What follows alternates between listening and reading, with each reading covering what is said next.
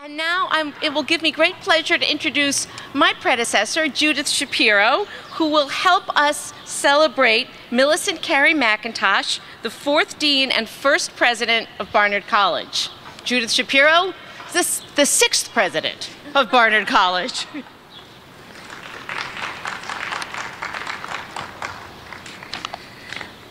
Well, now, I met Millicent McIntosh at Bryn Mawr College, where she was first a student, then a faculty member, then a dean, and also the niece of Bryn Mawr's founding genius, M. Carey Thomas. So she clearly is a member of the first family of women's colleges in the United States. She was an emeritus trustee when I was a faculty representative to the board, and she was especially gracious to me when the work of the board was still a major and deep mystery. Now, during my years at Bryn Mawr, I heard many stories about Mrs. McIntosh that I'm not going to tell, mostly from Pat McPherson, who was president for most of my years there and a major, major admirer of Millicent. In fact, Mrs. McIntosh returned the favor by naming one of her dogs after Pat, which was in fact quite an honor for both parties. Now, when I had the opportunity to move from Bryn Mawr to Barnard, it felt like something of a pilgrimage, because not only did I have the great honor of getting to become Barnard's president, but I was actually overwhelmed at the thought that I was following in Millicent McIntosh's footsteps, though she did have another phase in between as the head of the Brearley School, where she not only accomplished a major elevation of the academic standards of the school, but also introduced sex education to the school, thereby freaking out many people and showing just how independent-minded she always was. Now, as president of Bryn Mawr, Mrs. McIntosh was quite a different presence from her formidable, not to say terrifying, aunt. And her students not only had the highest regards for her, the students who were at Barnard during her time as president, but deeply, deeply loved her. And you'll see that when you get hold of this lovely booklet that has been produced by the college to celebrate this very event. Now, one of the things that the students who were here during Mrs. McIntosh's presidency say again and again is how she showed them how one could have a full life of work and family. And that is something that has subsequently come to be known as having it all, but that is not the Mrs. McIntosh way of putting it. For her, it would be doing it all and giving it all, because Mrs. McIntosh was not about having and getting. Mrs. McIntosh was not a yuppie. Mrs. McIntosh was not a boomer. She was someone who felt that what you did was to make the world a better place in as many ways as you possibly could, both near and far. Now, a major reason she was able to combine work and family so successfully is that she had a wonderful family, beginning, of course, with her devoted and wonderful and distinguished husband, Rusty, and then there were her children, who not only, I think we may presume, always behaved perfectly, but even turned out to have great musical ability and could therefore form a chamber group to provide her with moments of relaxation and artistic release to give her a break from the rigors of the presidency. They also, incidentally, these children, had the good sense to marry wonderful people, one of whom you will hear from in a moment. But I'll just add finally that I will never forget my last meeting with Mrs. McIntosh, which took place up in Tyringham, Massachusetts, and it was in celebration of her 100th birthday. We had already given her a wonderful 100th birthday celebration here at Barnard, very festive with many of her friends around. We had to be very careful about her transportation arrangements, since if you didn't watch her carefully, she would just get on a bus, no matter how old she was. So we had to really watch that she got proper transportation.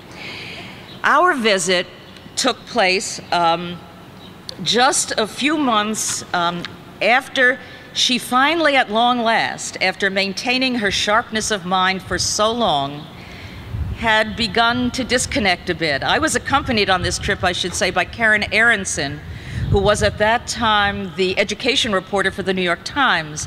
And the New York Times is very careful about wanting, not only did Karen Aronson want to meet Mrs. McIntosh, but it was important to have an obituary ready for a very important person. And given that Mrs. McIntosh was already 100, they thought it was kind of time to get organized on this, although, as it turns out, they didn't need it for another 2 years. But there we were.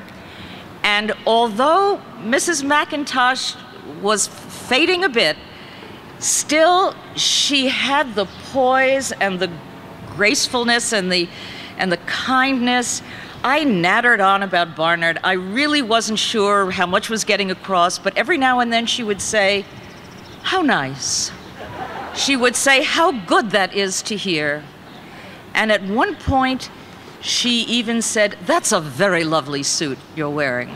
And so she really had the skills of a college president to the very, very end. And what she also had to the very, very end was the love and devotion and support of her fine family, which then brings me to the next person I get to introduce, who is Joan Ferrante, Millicent McIntosh's daughter-in-law, Barnard class of 1958, and Columbia Emeritus Professor of English and Comparative Literature. Joan.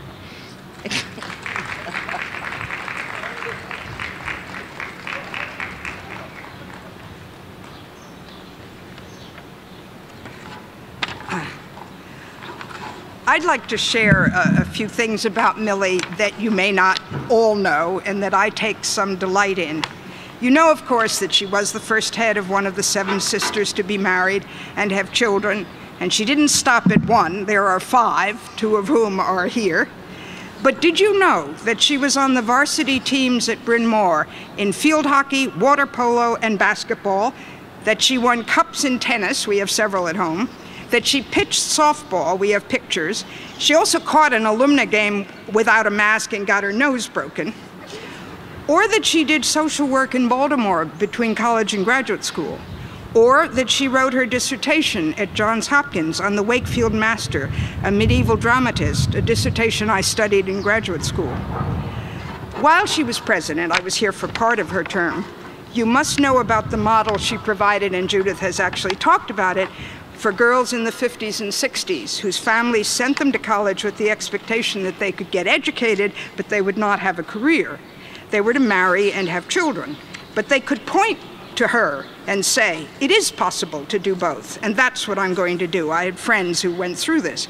Mind you, she was always honest about the difficulty, making it clear that she had been able to do what she did because she had domestic help and a very supportive husband. But perhaps you do not know that all her sons are married to professional women, and all of them, like her daughter and son-in-law, are academics. So she set a powerful and positive model in her own family. And you may not know that in a period of academic and political conservatism, she encouraged unusual students. Barnard accepted while I was here 2 sisters who had never been to any school because their family had moved around the world, but who were highly educated in languages and the arts, decades before anyone talked about homeschooling, and they did extremely well. She also opened the school to Jewish girls whose families had come to New York during or after the war, people of culture but with little money. Barnard had always had a handful of Jewish students from wealthy families who could support the school, but it had not been welcoming before to those with lesser means. She was able to accept people as they were, even if their mores were different from hers. While I was their student, 2 of my professors had an affair. They were both married to others and had children. When this was pointed out to Millie, she called them in and asked them to do something about it. Presumably, she intended them to stop the affair, go back to their families, but instead they divorced, married each other, and started a new family. Millie accepted the new situation, and even that the woman brought her baby to her seminar and nursed it while we made our presentations. This, mind you, was only a few years after Ingrid Bergman had been ostracized from Hollywood for a similar situation with Roberto Rossellini, which some of you may remember. Even at home, when her grandchildren visited with their romantic partners and wanted to stay in the same room, Though she once told my mother she didn't think Rusty would have liked it, she accepted it as the new social behavior. And finally, my husband's favorite remark about his mother. After she died, a neighbor, a farmer's wife, told him that a town committee really missed Millie because she always knew what to do. She was an extraordinary woman. Barnard was very fortunate to have been led by her for 15 years, and I was privileged to have known her in her public and private personae.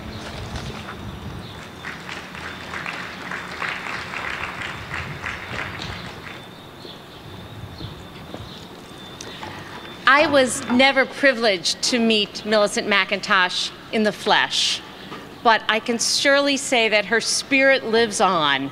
I am constantly told stories of her.